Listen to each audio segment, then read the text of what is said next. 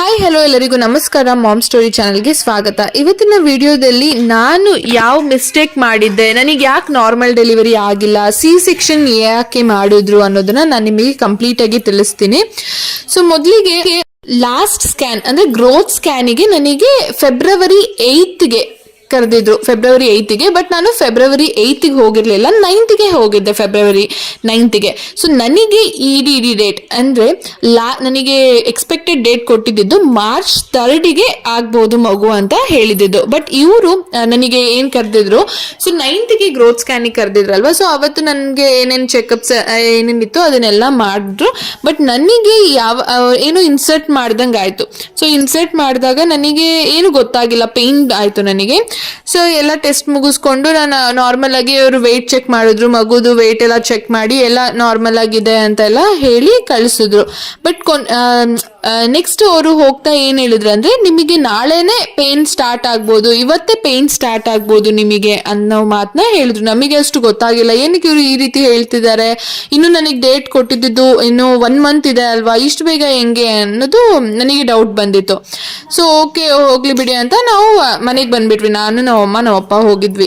ರೋಡಲ್ಲಿ ನಾವು ಬರೋವಾಗನೇ ನನಗೆ ಪೇನ್ ಶುರು ಆಯ್ತು, ನಡಿಯಕ್ಕೇನೆ ಆಗ್ತಿರ್ಲಿಲ್ಲ, ಅಷ್ಟು ಪೇನ್. ಇದು ಆಲ್ಮೋಸ್ಟ್ ನಾವು ಮಧ್ಯಾಹ್ನ 1 ಗಂಟೆ ಆ ರೀತಿ ಹೋಗಿದ್ದು ಟೆಸ್ಟ್ ಮಾಡಿಸೋದಕ್ಕೆ. ನೈಟ್ ಫುಲ್ ಅವತ್ತು ನನಗೆ ನಿಂತ್ಕೊಳಕ್ ಆಗ್ತಿರ್ಲಿಲ್ಲ, ಕೂರಕ್ ಆಗ್ತಿರ್ಲಿಲ್ಲ, ಫುಲ್ ಹೊಟ್ಟೆ ನೋವು, ಊಟ ಕೂಡ ಮಾಡಿಲ್ಲ ಅವತ್ತು ನಾನು, ಅಷ್ಟು ನೋವು ನನಗೆ. ಆಮೇಲೆ ನಾನು ಫುಲ್ ಅದೇನೆ ಅಂದ್ರೆ ಬೆಳಿಗ್ಗೆ ನಾವು ಆಲ್ಮೋಸ್ಟ್ 1 o'clock ಅಲ್ವಾ ನನಗೆ ಈ ರೀತಿ ಆಗಿದ್ದು. ಸೊ ಫುಲ್ ನೈಟ್ ಎಲ್ಲ ಪೇನ್ ಅಲ್ಲೇ ಇದ್ದೆ ತಡಿಸ್ಕೊಂಡು. ಬೆಳಿಗ್ಗೆ ಮತ್ತೆ ಬೆಳಗಿನ ಜಾವ 5 o'clockಗೆನೆ ನಮ್ಮಮ್ಮ ಇಲ್ಲ ಹೋಗೋಣ ಹಾಸ್ಪಿಟ್ಲಿಗೆ ಅಂತ ಹೇಳಿದ್ರು. ಅಷ್ಟೊತ್ತಿಗೆ ನಾವು ಹಾಸ್ಪಿಟ್ಲಿಗೆ ಹೋದ್ವಿ, ಹೋಗಿ ಅಡ್ಮಿಟ್ ಆಗಿ ಅಂತ ಹೇಳಿದ್ರು ಡಾಕ್ಟರ್. ಸೊ ಅಡ್ಮಿಟ್ ಆದ್ವಿ. ಆದ್ಮೇಲೆ ಅವ್ರು ನನಗೆ ವಾಕಿಂಗ್ ಮಾಡಕ್ ಬಿಡ್ತಿಲ್ಲ, ವಾಕಿಂಗ್ ಮಾಡಿಸ್ತಾ ಸಹ ಇಲ್ಲ ನರ್ಸ್. ಬೇರೆ ಹಾಸ್ಪಿಟ್ಲಲ್ಲೆಲ್ಲ ನಾನು ನೋಡ್ದಂಗೆ ವಾಕಿಂಗ್ ಮಾಡಿಸ್ತಾರೆ, ಅವ್ರು ಏನೇನೋ ಎಕ್ಸಸೈಸ್ ಮಾಡಿಸ್ತಾರೆ. ಬಟ್ ಈ ಡಾಕ್ಟರ್ ನನಗೆ ಯಾವ ಎಕ್ಸಸೈಸ್ ಕೂಡ ಮಾಡಿಸಿಲ್ಲ, ಎಂಥದ್ದು ಮಾಡಿಸಿಲ್ಲ. 10/10 ಅಂದ್ರೆ ಒಂದು ಚಿಕ್ಕ ರೂಮ್ ಯಾವ ರೀತಿ ಇರುತ್ತೆ ಅಲ್ಲೇ ವಾಕಿಂಗ್ ಮಾಡಕ್ಕೆ ಹೇಳ್ತಾರೆ. ನರ್ಸ್ ಕೂಡ ಅವೈಲಬಲ್ ಇಲ್ಲ ಅಲ್ಲಿ, ನಮ್ಮ ಅಮ್ಮನೇ ಹಿಡ್ಕೊಂಡು ಮಾಡಿಸ್ಬೇಕು. ನಮ್ಮ ಅತ್ತೆ ಸಹ ಇದ್ರು. ಸೊ ಇವರಿಬ್ರು ಇರೋದಕ್ಕೆ ಬಿಟ್ಟಿದ್ರು ಅವರು. 2 inch ಓಪನ್ ಆಗಿದೆ, 3 inch ಓಪನ್ ಆಗಿದೆ ಅಂತ ನರ್ಸ್ ಚೆಕ್ ಮಾಡಿ ಹೇಳ್ತಿದ್ರು ಒಂದು ಹಾಫ್ an hourಗೆ. ನನಗಂತೂ ಆ ಪೇನ್ ತಡ್ಕೊಳಕ್ಕೆ ಆಗ್ತಿಲ್ಲ. ಇವ್ರೇನು ಎಕ್ಸಸೈಸ್ ಕೂಡ ಮಾಡ್ತಿಲ್ಲ, ಯಾವುದೋ ಒಂದು ಇಂಜೆಕ್ಷನ್ ಮಾತ್ರ ಕೊಟ್ಟರು. ಅದು ಕೊಟ್ಟರು ನನಗೆ ಏನ್ ಪೇನ್ ಕೂಡ ಕಮ್ಮಿ ಆಗ್ತಾನೆ ಇಲ್ಲ. ಸೊ ಆಮೇಲೆ ನಾನು ನಮ್ಮ ಅಮ್ಮಗೆ ಹೇಳ್ದೆ, ನನಗೆ ಆಗ್ತಿಲ್ಲ, ಸಿ ಸೆಕ್ಷನ್ನೇ ಮಾಡಿಸ್ಬಿಡಿ ಅಂತ ಹೇಳ್ದೆ. ಡಾಕ್ಟರ್ ಕೂಡ ಅದನ್ನೇ ಸಜೆಸ್ಟ್ ಮಾಡಿದ್ರು. ಅವ್ರು ನಾರ್ಮಲ್ ಡೆಲಿವರಿಗೆ ಟ್ರೈ ಮಾಡ್ತಾನೆ ಇಲ್ಲ. ನನಗೆ ಆ ಪೇನ್ ತಡ್ಕೊಳಕ್ ಆಗ್ದಿರಾ ನಾನು ಇಲ್ಲ, ನನ್ನ ಕೈಯಲ್ಲಿ ಆಗಲ್ಲ ಅಂತಾನೆ ಹೇಳ್ದೆ ಅವಾಗ. ಮತ್ತೆ ಅಲ್ಲಿ ನಾವ್ ಯಾರ ಹತ್ರ ತೋರಿಸಿದೆ, ಆ ಡಾಕ್ಟರ್ ಏನಿದ್ರು ತುಂಬಾ ನಮ್ಮ ಅಪ್ಪಗೂ ನಮ್ಮ ಯಜಮಾನ್ರಿಗೆ ಭಯ ತೋರಿಸ್ಬಿಟ್ರು. ಏನಂತ ಫಿಟ್ಸ್ ಬರುತ್ತೆ, ಮತ್ತೆ ಕರಳು ಸುಟ್ಕೊಂಡ್ಬಿಡುತ್ತೆ, ಮತ್ತೆ ಲೆಟ್ರಿನ್ ತಿನ್ಕೊಂಡ್ಬಿಡುತ್ತೆ, ಮಗು ಉಳಿಯಲ್ಲ, ಏನೇನೋ ಈ ತರ ಭಯ ಇಕ್ಸ್ಬಿಟ್ರು. ಇವ್ರು ಕೂಡ ಭಯ ಆಗಿ ಏನ್ ಮಾಡಿದ್ರು, ಸರಿ ಸಿ ಸೆಕ್ಷನ್ ಮಾಡಿಸ್ಬಿಡೋಣ ಅಂತ ಫೈನಲ್ ಸೈನ್ ಹಾಕಿಸ್ತಾರಲ್ವಾ ನಮ್ಮ ಹತ್ರ. ಸೊ ಸೈನ್ ಹಾಕ್ಸ್ಬಿಟ್ರು ಸಿ ಸೆಕ್ಷನ್ ಮಾಡೋದಕ್ಕೆ. ನನಗಂತೂ ಪೇನ್ ತಡ್ಕೊಳಕ್ಕೆ ಆಗ್ತಿಲ್ಲ, ಕರ್ಕೊಂಡೋಗಿ ಅಂತಿದ್ದೀನಿ. ಸೊ ಅದು ಅನಸ್ತೇಶಿಯಾ ಇಂಜೆಕ್ಷನ್ ಕೊಡ್ತಾರಲ್ವಾ, ಅಲ್ಲಿ ಕರ್ಕೊಂಡು ಹೋಗಿ ಏನೇನೋ ಪ್ರೊಸೀಜರ್ ಮಾಡಕ್ಕೆ ಅಲ್ಲಿ ಕೂಡ ಒಂದು 1 hour ಡಿಲೇ ಮಾಡಿದ್ರು. ನನಗೆ ಆಗ್ತಾನೆ ಇಲ್ಲ. ನಮ್ಮಮ್ಮ ಈಗ ಕೂಡ ಹೇಳ್ತಾರೆ, ನೀನ್ ಸ್ವಲ್ಪ ತಡ್ಕೊಂಡಿದ್ರೆ ನಾರ್ಮಲ್ ಆಗ್ತಿತ್ತು. ಬಟ್ ಡಾಕ್ಟರ್ಸ್ ಏನು ಅಲ್ಲಿ ಮಾಡ್ತಾ ಇಲ್ಲ ಅಂದ್ರೆ ನಾರ್ಮಲ್ ಡೆಲಿವರಿ ಆಗಕ್ ಸಾಧ್ಯನೇ ಇಲ್ಲ ಅಲ್ವಾ. ಅದಕ್ಕೋಸ್ಕರ ನಿಮಗೆ ಒಳ್ಳೆ ಡಾಕ್ಟರ್ ಹತ್ರ ತೋರಿಸ್ಕೊಳ್ಳಿ, ನಾರ್ಮಲ್ ಡೆಲಿವರಿಗೆನೆ ಟ್ರೈ ಮಾಡಿ ಅಂತ ಹೇಳ್ತೀನಿ. ನಾನು ಎಷ್ಟು ಎಕ್ಸಸೈಸ್ ಮಾಡಿದ್ದೀನಿ ಅಂದ್ರೆ, ದಿನ ವಾಕಿಂಗ್ ಮಾಡೋದು, ಬೆಳಿಗ್ಗೆ ಊಟ ತಿಂದಿದ ತಕ್ಷಣ ವಾಕಿಂಗ್ ಮಾಡೋದು, ಸಂಜೆ ವಾಕಿಂಗ್ ಮಾಡೋದು, ತುಂಬಾ ಎಕ್ಸಸೈಸ್ ಮಾಡ್ತಿದ್ದೆ ನಾರ್ಮಲ್ ಡೆಲಿವರಿಗೆ. ಎಲ್ಲಾ ಕೆಲಸ ಕೂಡ ಮಾಡ್ತಿದ್ದೆ. ಬಟ್ ಆದ್ರೂ ಕೂಡ ನನಗೆ ನಾರ್ಮಲ್ ಡೆಲಿವರಿ ಆಗಿಲ್ಲ. ಮತ್ತೆ ಚೆಕಪ್ಗೆ ಹೋದಾಗೆಲ್ಲ ಏನಂತ ಅಂದ್ರೆ ಒಳಗಡೆ ಬಿಡ್ತಾನೆ ಇದ್ದಿಲ್ಲ. ನಾನು ಎಷ್ಟೊತ್ತಿ ಹೇಳ್ತಿದ್ದೆ, ರಿಕ್ವೆಸ್ಟ್ ಮಾಡ್ಕೊಳ್ತಿದ್ದೆ, ಒಳಗಡೆ ಬಿಡಿ, ನಾವು ಅಪ್ಪ ಅಥವಾ ಅಮ್ಮನ ಯಾರಿಗಾದ್ರೂ ಬಿಡಿ, ನನ್ನ ಹಸ್ಬೆಂಡ್ಗೆ. ಅವ್ರು ಬಿಡ್ತಾನೆ ಇದ್ದಿಲ್ಲ. ಸೊ ಇಲ್ಲೇ ನಾವು ತಿಳ್ಕೊಳ್ಬಹುದಿತ್ತು ಏನೋ ಮಾಡ್ತಾರೆ ಇವರು ಅಂತ. ಬಟ್ ನಮೀಗ ಐಡಿಯಾ ಓಡಿಲ್ಲ, ಚೆನ್ನಾಗಿ ನೋಡ್ತಾರೆ ಬಿಡಿ ಅಂತಾನೆ ಅನ್ಕೊಂಡು ತೋರಿಸಿದ್ವಿ. ಇಲ್ಲಿ ನೋಡಿದ್ರೆ ಈ ರೀತಿ ಮಾಡಿದ್ರು. ಮತ್ತೆ ಇನ್ನೇನಾಯ್ತು ಅಂದ್ರೆ, ಸೊ ಮೇಲೆ ಕರ್ಕೊಂಡು ಹೋದ್ರು, ನನಗೆ ಅನೆಸ್ಥೇಷಿಯಾ ಆಪರೇಷನ್ ಥಿಯೇಟರ್ ರೂಮಿಗೆ ಕರ್ಕೊಂಡು ಹೋದ್ರು. ಸೊ ಅನೆಸ್ಥೇಷಿಯಾ ಇಂಜೆಕ್ಷನ್ ಪ್ರೊವೈಡ್ ಮಾಡಿದ್ರು. ಸೊ ಏನೇನು ಪ್ರೊಸೀಜರ್ ಇದೆ ಅದೆಲ್ಲ ಕಂಪ್ಲೀಟ್ ಆಯಿತು, ಪಾಪು ಕೂಡ ಆಯಿತು. ಸೊ ಅದಾದ್ಮೇಲೆ ಏನು ಹೇಳಿದ್ರು, ಸ್ಟಿಚಸ್ನ 3 days ಅಲ್ಲಿ ರಿಮೂವ್ ಮಾಡ್ತೀನಿ, 5 to 7 days ಅಲ್ಲಿ ಸ್ಟಿಚಸ್ ರಿಮೂವ್ ಮಾಡ್ತೀನಿ, ಒಣಗಿರತ್ತೆ ಅಂತ ಹೇಳಿದ್ರು. ಸೊ ಅದಾಯಿತು. ಆಮೇಲೆ ನನಗೆ ಫುಲ್ ನನಗೇನು ಗೊತ್ತೇ ಆಗ್ತಿಲ್ಲ, ಕೋಲ್ಡಲ್ಲಿ ನನಗೆ ಫುಲ್ ಶಿವರ್ ಆಗ್ತಿದೆ ಬಾಡಿ. ಸೊ ಆಪರೇಷನ್ ಆದಮೇಲೆ ಮತ್ತೆ ಎಷ್ಟೋ ಹವರ್ಸ್ ಆದ್ಮೇಲೆ ತಿನ್ಬೇಕು ಅಂತ ಇರತ್ತಲ್ವಾ. ಫಸ್ಟ್ ವಾಕ್ ಹೆಂಗಿರತ್ತೆ ಸಿ ಸೆಕ್ಷನ್ ಆದ್ಮೇಲೆ ಅಂದ್ರೆ ನನಗೆ ನಡಿಯಕ್ಕೆ ಆಗ್ತಿಲ್ಲ. ಅಲ್ಲಿ ನರ್ಸಸ್ ಕೂಡ ಒಬ್ರು ಕೂಡ ಚೆನ್ನಾಗಿ ನೋಡ್ಕೊಂಡಿಲ್ಲ. ನರ್ಸಸ್ ಅಷ್ಟು ಪೇ ಮಾಡಿದ್ರು ಕೂಡ ಯಾರು ಅಷ್ಟು ಹೆಲ್ಪ್. ನನಗೆ ಯಾವ ಸ್ಟಿಚಸ್ ಯಾವ ಥರ ಹಾಕಿದ್ದಾರೆ ಅಂತ ನಾನು ಇಲ್ಲಿ ತೋರಿಸ್ತಿರ್ತೀನಿ, ನೋಡ್ತಿದ್ದೀರಾ ಅಲ್ವಾ ನೀವು ಯಾವ ರೀತಿ ಆಗಿದೆ ಅಂತ. ಸೊ ಇದು ಆಯಿತು, ಇದೆಲ್ಲ ಓಕೆ. 3 days ಅಡ್ಮಿಟ್ ಅಡ್ಮಿಟ್ ಆಗಕ್ಕೆ ಹೇಳಿದ್ರು, ಅದು ಕೂಡ ಆಯಿತು. ಸೊ ಮನೆಗೆ ಹೋದ್ವಿ 3 days ಆದಮೇಲೆ. ಸೊ ಆದಮೇಲೆ ಸ್ಟಿಚಸ್ನ 7 days ಬಿಚ್ತೀನಿ ಅಂತ ಹೇಳಿದರು. ಬಟ್ ಏನಾಯಿತು ಅಂದರೆ ಅದು ಬಿಚ್ಚೋ ಮುಂಚೆನೇ ನನಗೆ ಇನ್ಫೆಕ್ಷನ್ ಆಗಿದೆ ಅಂತ ಹೇಳಿದ್ರು. ಅದು ಹೇಗೆ ನನಗೆ ಗೊತ್ತಾಯಿತು ಅಂದರೆ, ಸೊ ಇದು ಮನೆಗೆ ಹೋಗಿದ ತಕ್ಷಣ ಒಂದು 2 days ಆದಮೇಲೆ ನನಗೆ ಫುಲ್ ಫೀವರ್, ಹೈ ಫೀವರ್ ಬಂದು ಫುಲ್ ಚಳಿ, ನನಗೆ ಇರೋದಕ್ಕೆ ಆಗ್ತಿಲ್ಲ. ನಮ್ಮಮ್ಮ ಎಷ್ಟು ಬೆಡ್ಶೀಟ್ ಓಡಿಸಿದ್ರು ಇನ್ನೂ ಚಳಿ ಆಗ್ತಾನೆ ಇದೆ ನನಗೆ, ಅಷ್ಟು ಫೀವರ್ ಬಂದಿತ್ತು ನನಗೆ. ಸೊ ಆಗ ಆ ದಿನ ಹಂಗೆ ಟ್ಯಾಬ್ಲೆಟ್ ಎಲ್ಲ ತಗೊಂಡು ನಾರ್ಮಲ್ ಟ್ಯಾಬ್ಲೆಟ್ ಎಲ್ಲ ತಗೊಂಡಿದ್ದೆ. ಸೊ ನೆಕ್ಸ್ಟ್ ಡೇ ಕೂಡ ಫೀವರ್ ಬಂತು.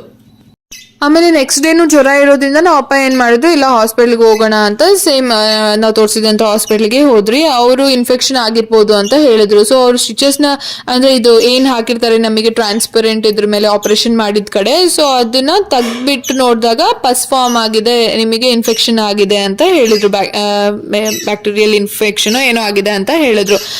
ಸೊ ಅದಾದ್ಮೇಲೆ ಏನಂದ್ರು, ಇನ್ಫೆಕ್ಷನ್ ಏನಕ್ಕಾಗಿದೆ ಅಂತ ನಾವು ಕೇಳಿದಕ್ಕೆ ಅವರು ಬ್ಲಡ್ ಎಲ್ಲ ಬರ್ತಿತ್ತು ಇನ್ಫೆಕ್ಷನ್ ಆಗಿ ನನಗೆ ಆ ಏರಿಯಾದಲ್ಲಿ, ಸ್ಟಿಚಸ್ ಮಾಡಿದ ಏರಿಯಾದಲ್ಲಿ ಸ್ಮೆಲ್ ಕೂಡ ಬರ್ತಿತ್ತಂತೆ. ನಮಗಂತೂ ಇದು ಗೊತ್ತೇ ಆಗಿಲ್ಲ ನನಗೆ ಮನೇಲಿರುವಾಗ.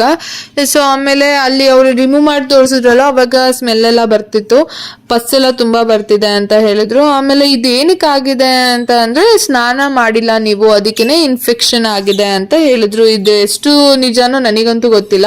ಬಟ್ ನಾನು ನಮ್ಮನೇಲಿ ಏನಕ್ಕೆ ಸ್ನಾನ ಮಾಡಬೇಡ ಅಂತ ಹೇಳಿದ್ರು ಅಂದರೆ, ಇದೇನಾದರೂ ಇನ್ನೂ ಇನ್ಫೆಕ್ಷನ್ ಆಗ್ಬೋದು ಅನ್ನೋ ಕಾರಣಕ್ಕೆ ನಾವು ಸ್ನಾನ ಮಾಡಿಲ್ಲ. ಬಟ್ ಬಿಸಿ ನೀರಲ್ಲಿ ದಿನ ಕ್ಲೀನಾಗಿ ನಮ್ಮಮ್ಮ ಒರೆಸ್ತಿದ್ರು. ನನಗೆ ನಿಂತ್ಕೊಳ್ಳೋಕೆ ಕೂಡ ಆಗ್ತಿರ್ಲಿಲ್ಲ, ಅಷ್ಟು ಪೇಯ್ನ್ ಇತ್ತು ನನಗೆ.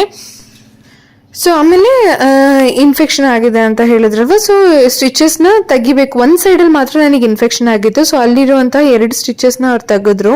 ಆ ಪೇಯ್ನ್ ಅಂತೂ ನನಗೆ, ಅದು ಎಳಿತಾರಲ್ವ ಈ ರೀತಿ ಥ್ರೆಡ್, ಯಪ್ಪ ಜೀವ ಹೋದಂಗೆ ಆಯಿತು, ಅಷ್ಟು ಪೇಯ್ನ್ ಆಯಿತು ನನಗೆ.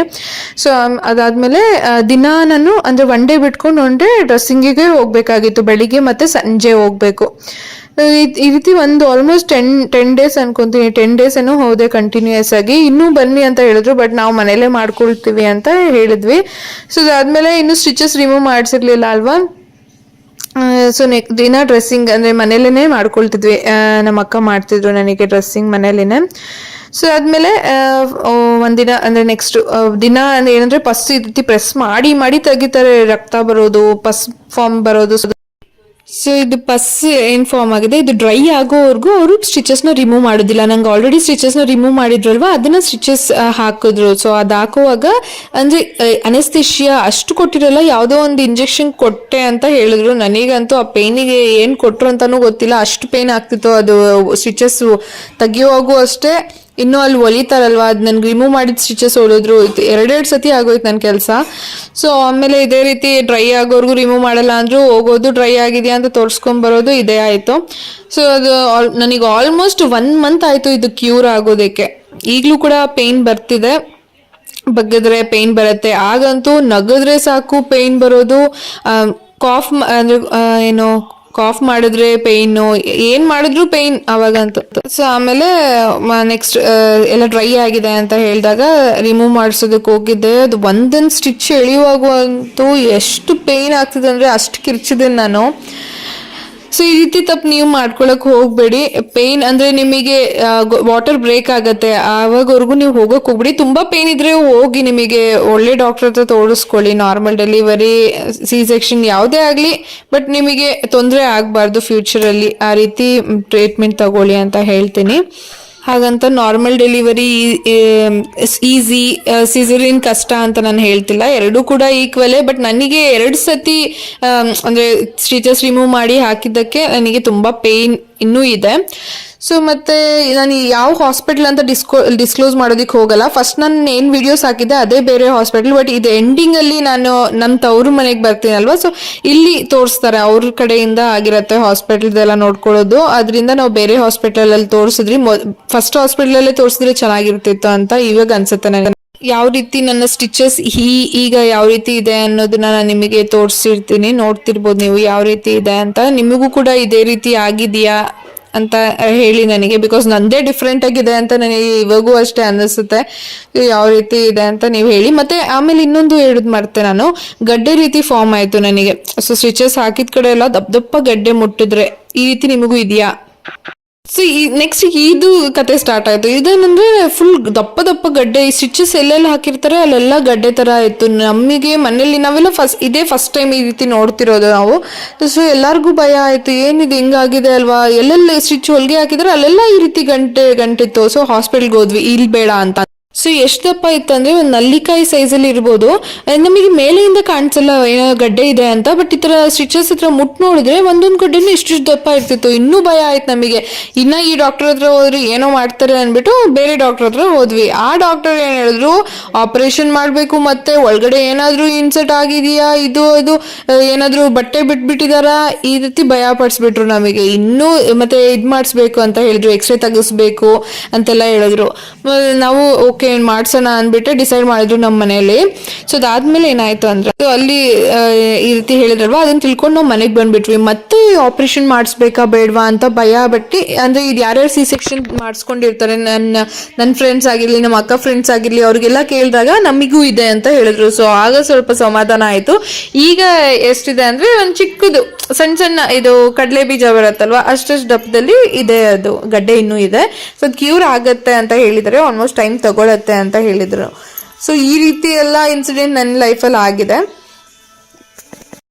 ಮಗು ಹುಟ್ಟಿದ ಮೇಲೆ ಈ ಪೇನ್ ಎಲ್ಲ ಮರೆಯಕ್ಕೆ ಟ್ರೈ ಮಾಡಬೇಕು. ಬಿಕಾಸ್ ಮಗು ಮುಖ ನೋಡಿ, ಮಗು ಆರೋಗ್ಯವಾಗಿದೆ ಅಲ್ವಾ, ಅಸ್ಸಾಗು ಮಗು ಹೆಲ್ದಿಯಾಗಿ ಇದು ಮಾಡಿಕೊಟ್ಟಿದ್ದಾರೆ. ಅದೊಂದು ಡಾಕ್ಟರ್ ಬಗ್ಗೆ ಒಳ್ಳೇದು ಹೇಳ್ತೀನಿ. ಬಟ್ ಇದೆಲ್ಲ ಬೇರೆದು ಏನೇನು ಸ್ಟಿಚಸ್ದೆಲ್ಲ ಇದೆ, ಅದೊಂದು ಕಂಪ್ಲೀಟ್ ಏನು ಡಿಫ್ರೆಂಟಾಗಿ ಲೈಫಲ್ಲಿ ಒಂದು ಬ್ಲ್ಯಾಕ್ ಮಚ್ಚೆ ಅಂತ ಹೇಳ್ತಾರಲ್ವಾ, ಬ್ಲ್ಯಾಕ್ ಮಾರ್ಕ್. ಸೊ ಆ ರೀತಿ ಮಾಡಿಬಿಟ್ರು.